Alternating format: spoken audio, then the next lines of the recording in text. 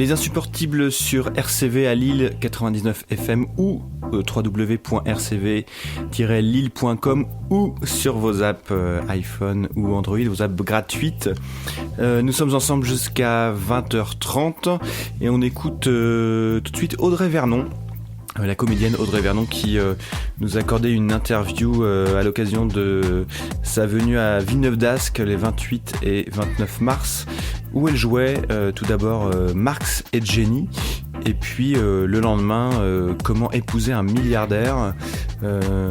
Voilà, on écoute tout de suite cette discussion qu'on a eu le privilège d'avoir avec Audrey Vernon.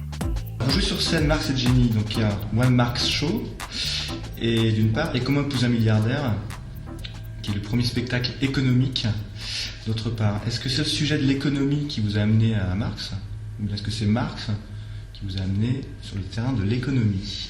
Ça faisait à peu près 2 ans que j'avais écrit Comment épouser un milliardaire, que je m'étais beaucoup renseignée sur l'économie, et au bout de 2 ans du spectacle, je me suis dit il faudrait quand même que je regarde qui est Marx, qu'est-ce qu'il a écrit, tout ça, j'y connaissais vraiment rien. Donc j'ai commencé par regarder un peu de loin sa pensée, et puis j'ai trouvé un livre sur Jenny Marx, sa femme, et c'est d'abord le nom de Jenny Marx qui m'a interpellée parce que je trouvais ça étonnant comme association. Je trouvais ça étonnant qu'elle s'appelle Jenny. Et donc j'ai lu une bio de Jenny Marx et j'ai découvert l'histoire de l'enfant caché, de l'amitié avec Engels, l'écriture du Capital, la relation avec la bonne Hélène de Muth. Après, je me suis aperçue qu'ils étaient enterrés tous ensemble. Et j'ai trouvé ça magnifique comme histoire d'amour. Et en creusant et en cherchant, j'ai découvert des choses inédites qui n'étaient pas traduites en français. Donc, c'était un peu une sorte de chasse au trésor. Et je me suis vraiment éclatée à lire la correspondance de Marx et Engels parce que c'est drôle. Ils sont vraiment drôles tous les deux et on sent énormément de bonheur dans la lutte et dans l'écriture. Et puis cette amitié immense entre Jenny et Hélène de Muth, qui est assez peu présente à l'écrit parce que Jenny parle pas forcément d'Hélène de Muth. Hélène de Muth est évoquée par Marx dans ses lettres. Il donne des nouvelles à Engels en disant comment va Lenchen et tout ça, puisque Lenchen c'était le surnom d'Hélène de Muth. Et donc c'est une amitié il n'y a pas beaucoup de traces.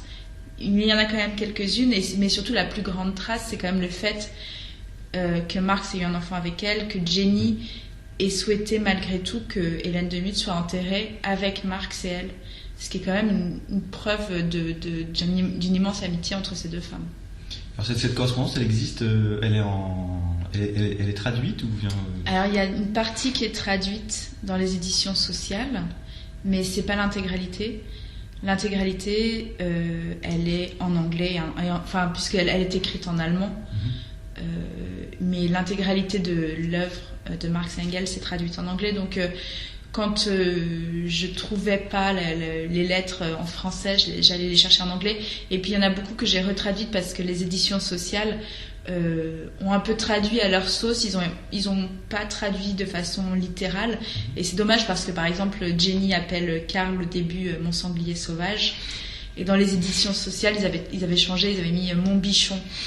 Et je trouve que mon bichon c'est moins drôle que mon sanglier sauvage. Mon petit sanglier sauvage, elle l'appelle. Comment est-ce qu'on en arrive quand on est une jeune comédienne, vouloir écrire et jouer un spectacle justement sur le thème de l'économie, qui est un sujet a priori pas hyper sexy et sans doute encore moins a priori super drôle?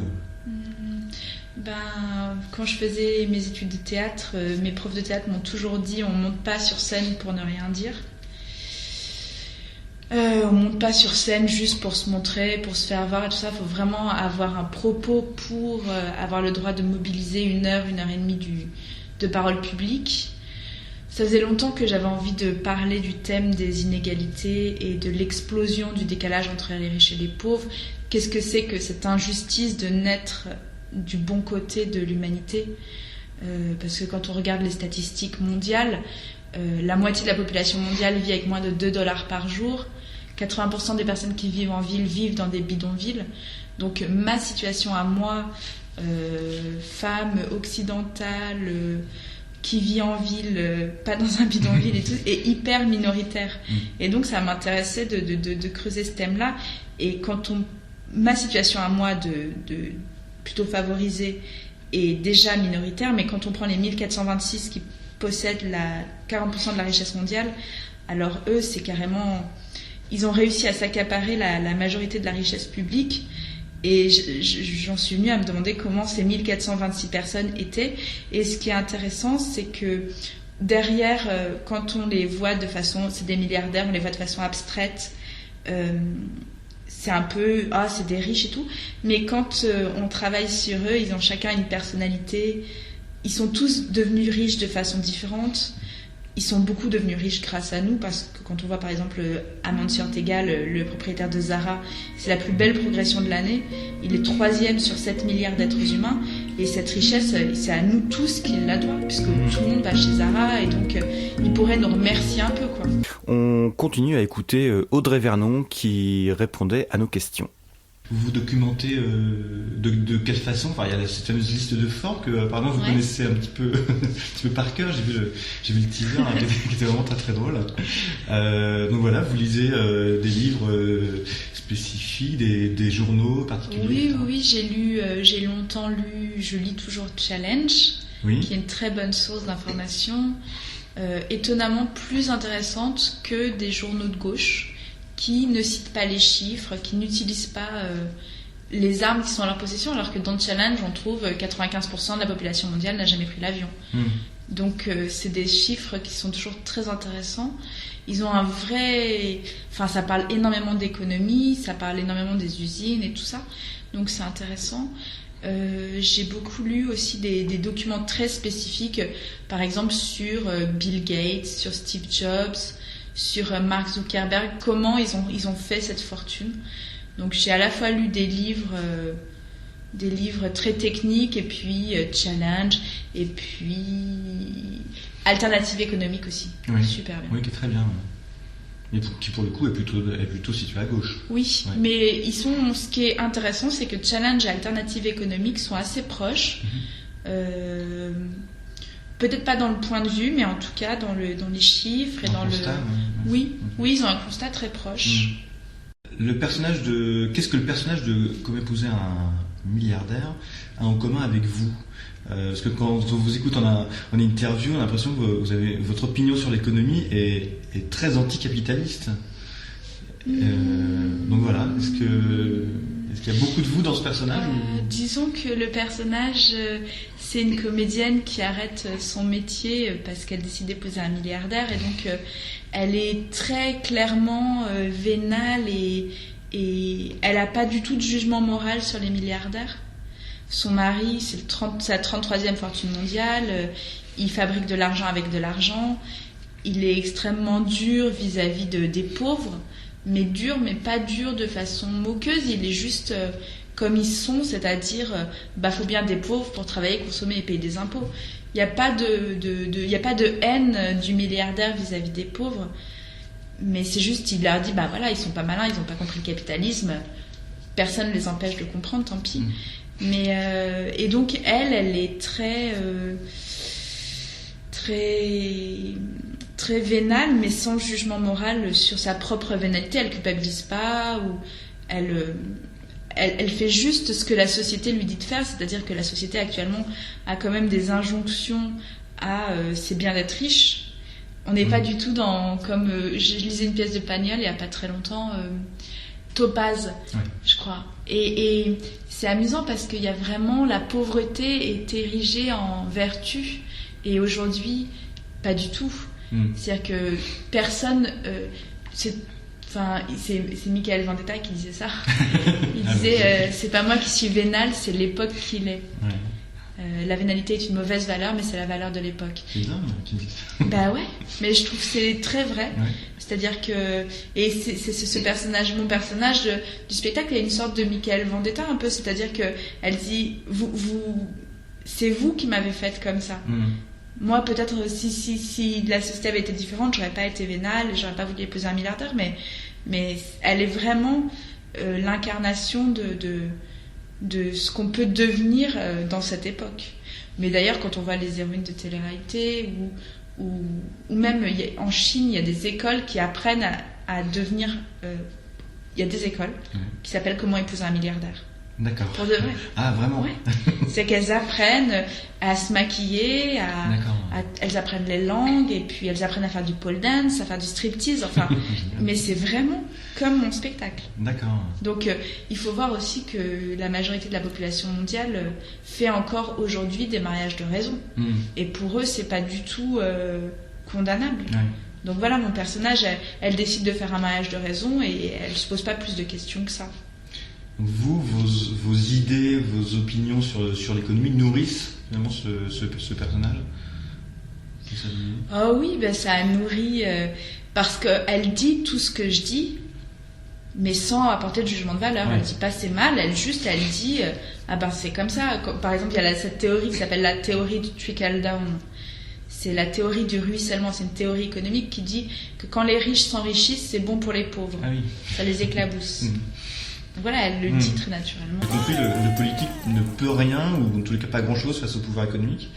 Et pourtant, votre spectacle, d'après ce que j'en ai entendu, semble plutôt défendre des idées donc anticapitalistes, défendues par, enfin en France en tous les cas, défendues par l'extrême gauche. Votre spectacle, il est politique? Je sais pas.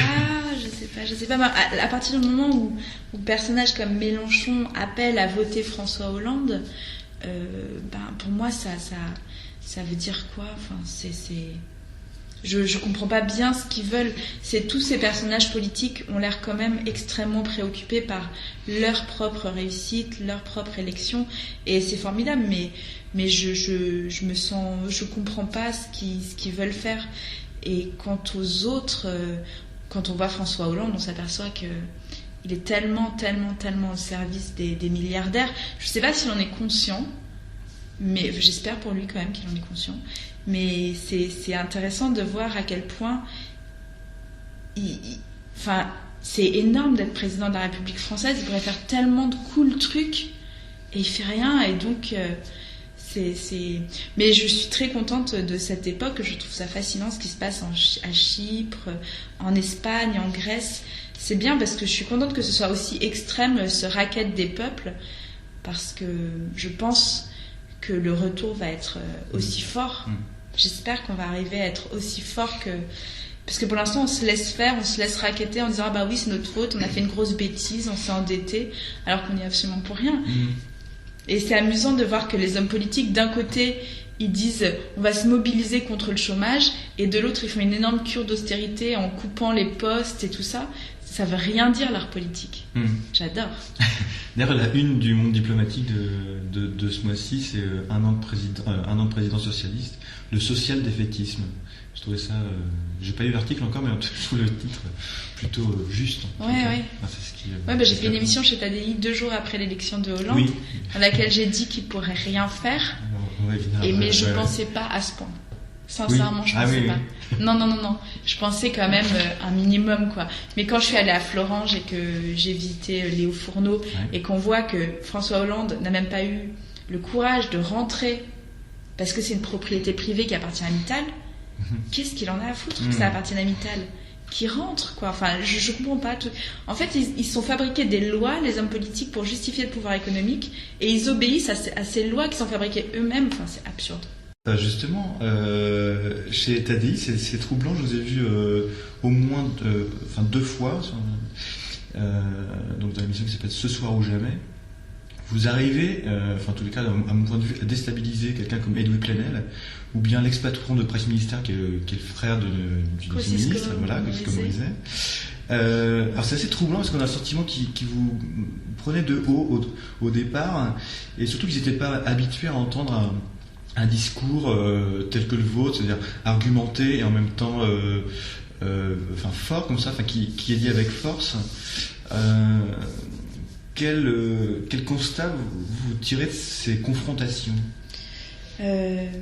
Ma préférée, c'est celle avec Geoffroy Roux de Bézieux. Oui, très bien. Elle est super, celle-là, parce que lui, il a un peu plus d'humour et il a plus envie d'en découdre, alors que les autres me méprisent tellement du début à la fin qu'ils n'ont même pas envie de me parler. J'ai été étonnée par la faiblesse de leur argumentation. par leur méconnaissance des chiffres, surtout leur méconnaissance de la réalité. Par exemple, Luc Ferry qui me dit mais aujourd'hui plus personne ne vend ses organes, alors que 2 minutes avant on vient de parler du cas des femmes américaines qui vendent leurs ovaires pour payer leurs études. Enfin, on se dit mais ces gens-là, dans quel monde ils vivent? Ils se rendent pas compte à quel point ils sont proches. Ils auraient pu naître de cet autre côté de l'humanité qu'ils sont censés défendre en tant qu'hommes politiques et qui ne connaissent pas, qu'ils ignorent complètement, et ils sont carrément dans la négation. C'est genre mais non, vous vous rendez pas compte, ça va de mieux en mieux, il y a de moins en moins de pauvres. Et surtout ce qui est formidable, c'est que c'est très superficiel leur connaissance des chiffres et des sujets dont ils sont censés être les spécialistes. Alors j'ai un gros avantage sur eux, c'est que moi je connais mon texte par cœur et comme je le joue tous les jours, je leur sors les vrais chiffres, et même si parfois je me trompe, mais voilà, je suis contente de pouvoir leur dire des choses qu'ils peuvent pas réfuter parce qu'ils connaissent pas. Et sorti du plateau de ces émissions de télé, vous avez vous discutez, enfin voilà, derrière en coulisses, vous arrivez à avoir une discussion avec eux peut-être plus posée. Sincèrement, non. Luc Ferry a dit que c'était une des émissions les plus intéressantes qu'il avait faites. Kosciusko-Morizet, non, il était très furieux en me disant mais comment vous pouvez dire que les footballeurs sont pauvres, c'est honteux de dire ça, vous savez pas comment vivent les Français. Juste parce que je lui disais qu'un footballeur qui est payé 1 million, même 1 million par an, il lui faudrait quand même je sais plus 100 ans pour devenir milliardaire, donc il le serait jamais. Parce qu'à chaque fois ils mettent cet exemple des footballeurs ou des acteurs devant pour dire ah mais c'est pareil, mais non, c'est pas pareil. Entre quelqu'un qui gagne 1 million et quelqu'un qui gagne 1 milliard, c'est pas du tout pareil. Un footballeur ne possède pas 15% du Mexique comme Carlos Slim élu. Un footballeur n'a pas la même influence sur nos vies. Donc ils essayent toujours de mettre cet exemple des footballeurs et des acteurs en première ligne pour essayer de se dédouaner, mais ça n'a rien à voir. Vous parlez des usines en grève. Comment ça marche? C'est vous qui proposez vos services, ou bien c'est les usines qui sont au courant de votre spectacle et du thème de votre spectacle? Alors, ça s'est passé de façon complètement désordonnée. D'abord, c'est un ami qui m'a dit qu'il était originaire de Rosselange, et en voyant mon spectacle, il m'a dit « ce serait bien que tu viennes le jouer à Rosselange ». Donc j'ai accepté de venir le jouer gratuitement la première fois pour les sidérurgistes. Donc c'était la première fois que je confrontais le spectacle à un milieu qui avait été touché directement par ce dont je parle. La première fois, j'avais très peur. Je me suis dit, peut-être ils vont trouver ça, pourquoi cette fille vient nous parler de ça, de quel droit et tout. Et puis, ça s'est très bien passé la première fois. Et donc, après, j'ai téléphoné à Fralib parce que je passais chez Tadi et je voulais leur demander des détails sur cette histoire avec Unilever et tout, parce que je leur ai dit, c'est un exemple intéressant, donc si je peux, j'en parlerai. Donc là, j'ai pris mon téléphone, j'ai appelé l'usine. On m'a passé les responsables du syndicat, et donc j'ai discuté, j'ai découvert cette histoire de Fralib que j'ai trouvé assez géniale.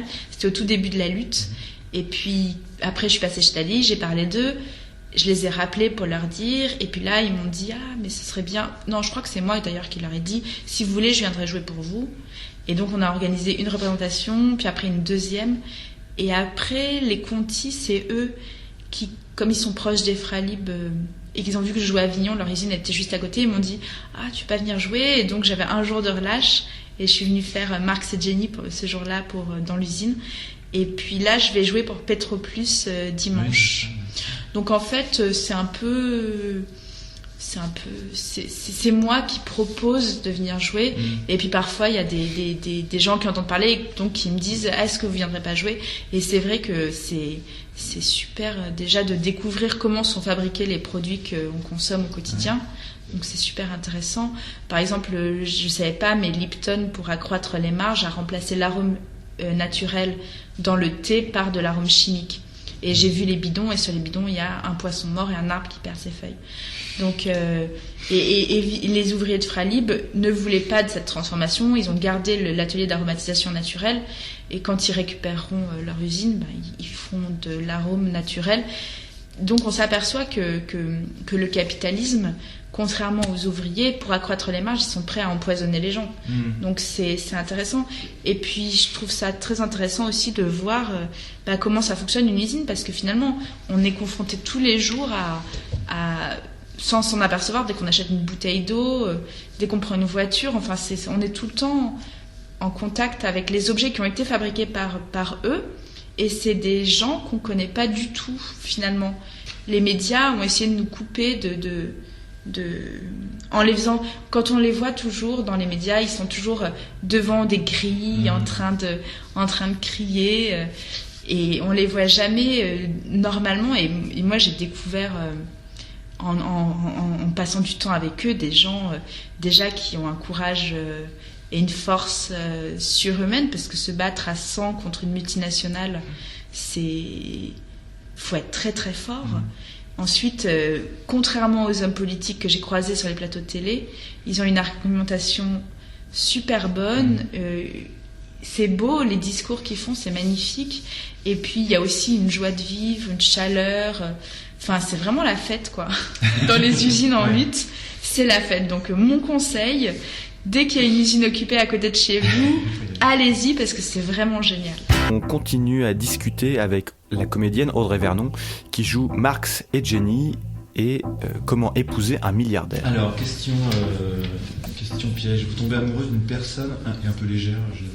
Vous tombez amoureuse d'une personne et vous vous rendez compte que c'est un trader qui gagne très très bien sa vie, ou un directeur financier d'une entreprise du CAC 40.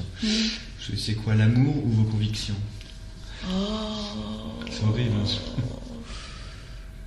Je pense qu'on est tous un peu victimes et bourreaux à la fois, donc je me sens pas au-dessus d'un trader ou d'un directeur financier d'une entreprise. Je suis pas plus irréprochable qu'eux. Moi-même, je travaille pour Canal+. Je vois pas comment dans un système pareil on peut être irréprochable, c'est impossible. Après, je pense que ce sont eux qui, empochant les marges exceptionnelles qu'ils font, pourraient quand même payer correctement les gens, et ainsi on serait tous heureux parce qu'on consommerait des produits qui n'ont pas coûté de sang humain, qui n'ont pas coûté de vie humaine, et voilà. Et puis eux, ils empocheraient quand même des marges raisonnables. Mais là, c'est leur quête de profit au mépris de la vie des gens, parce qu'il y a des gens qui meurent à cause de ça quand même. Dans les usines en Chine, il y a des gens qui meurent. Dans l'extraction des terres nobles pour fabriquer les portables, il y a des gens qui meurent. Enfin, le capitalisme n'est pas du tout... Le capitalisme actuel est rempli de crimes qu'on a l'air de négliger un peu, je trouve. J'ai du mal à comprendre pourquoi est-ce que on dit tout le temps qu'il n'y a pas de guerre, ou qu'il y a... Enfin, on parle souvent de l'époque de la collaboration, du nazisme et tout ça, avec en se disant si j'avais été à cette époque, évidemment j'aurais vu les crimes et j'aurais été du côté de la résistance et tout ça. Mais aujourd'hui il y a des crimes aussi, il y a énormément de crimes, et j'ai l'impression qu'on se pose pas trop la question de la résistance à ces crimes-là, même si évidemment c'est pas du tout comparable et que c'est pas la même ampleur. Mais c'est pas parce que les crimes ont changé de forme qu'il faut pas non plus les dénoncer. Quand on voit les portables, comment ils sont fabriqués, il y a énormément de gens qui meurent derrière ça. Donc à partir de combien de morts on se pose des questions, et on demande gentiment au PDG d'Apple de fabriquer ces produits dans des conditions normales. Parce que là, il y a des gens qui travaillent 12 heures par jour, qui dorment dans des sortes de prisons, qui sont pris à la sortie de la fac, qui sont obligés de faire des stages non rémunérés dans ces usines. Et donc, c'est quand même un vrai problème. On pourrait faire la même chose, mais en payant les gens correctement. Ils feraient moins de marge. Ouais, c'est dommage, mais c'est pas très grave non plus. Comment vous qualifieriez-vous est-ce que vous êtes une humoriste engagée, une comédienne éclairée? Waouh, c'est compliqué ça comme question. Ouais, elle est pas terrible. Non, je sais pas, je pense que je suis une comédienne. Enfin, vous êtes une espèce d'ovni quand même. Parce que de par le thème de vos spectacles. C'est sûr que quand mes producteurs, je leur ai dit mon prochain one man show, il s'appelle Marx et Jenny. Ils n'étaient pas très contents, ouais. En disant, tu peux pas faire un truc sur les hommes et les femmes. mais sur la vie quotidienne et tout ça. Non, oui, c'est sûr. J'ai fait une grosse étude de marché, j'ai vu cette niche, et donc je me suis dit, tiens, il y a du potentiel là. C'est vrai que j'ai eu la chance de ne pas me poser de questions sur comment faire pour vivre grâce à Canal et tout ça. Donc après, j'ai fait un truc qui me plaisait vraiment. Donc ces 2 spectacles, c'est vraiment... j'aurais pas pu les faire, parce que commercialement, c'est pas hyper commercial, mais j'aurais pas pu les faire si j'avais pas travaillé à la télévision. Mais c'est vraiment, je les adore. Je les trouve super. On a l'impression, quand vous parlez, ça sent. Ouais, non, je les aime beaucoup. Le spectacle sur Marx, c'est un vrai bonheur d'être pendant 1h20 dans la vie de ces 4 personnages. J'ai l'impression de faire un voyage dans le temps et de pouvoir être avec eux. Je suis allée visiter la tombe de Marx. Je suis même allée... Maintenant, ce sont 2 pièces à Soho, c'est devenu un restaurant chic. Et le 2 pièces, ils l'ont gardé, ils ont été obligés, en fait, ça a été protégé. Et c'est devenu le bureau du directeur. Et donc, j'ai tanné les gens de ce grand restaurant en disant, mais si, il faut absolument que je voie le 2 pièces, c'est super important. Ils m'ont dit non plusieurs fois, puis finalement, j'ai trouvé des gens qui les connaissaient. Donc, indirectement, j'ai réussi à avoir mes entrées dans le 2 pièces. Et c'est incroyable de pouvoir... monter ces marches, c'était des chambres de bonne, donc de monter les marches qui sont les marches de l'époque, de voir l'espace dans lequel ils vivaient à 7, c'est vraiment super. J'ai eu plein de chance avec ce spectacle, vraiment. Déjà, j'ai eu la chance de le jouer dans les usines, et donc dire du Marx dans les usines, c'est quelque chose qui résonne de façon très bizarre et très émouvante. Et puis j'ai eu plein de signes super positifs, amusant, des coïncidences assez souvent. Et du coup, et en plus je trouve que les 2 personnages de Marx et Engels sont tellement loin de l'image que moi j'en avais. Ils sont drôles, ils sont hyper fun en fait. Ouais. Ils ont vraiment une vie fun. Alors pourtant il y a eu du malheur, ils étaient pauvres, les enfants sont morts, enfin ils ont donné leur vie pour la cause du prolétariat, alors qu'à la base ils n'étaient pas du tout de ce milieu-là. Mais le fait de donner leur vie pour cette cause-là, ça leur a apporté que de la joie. Et quand on voit l'actualité des textes de Marx, des lettres et tout ça, c'est dans notre époque, ils se régaleraient, quoi. Mais Marx, ça se soir ou jamais, mais ce serait dingue.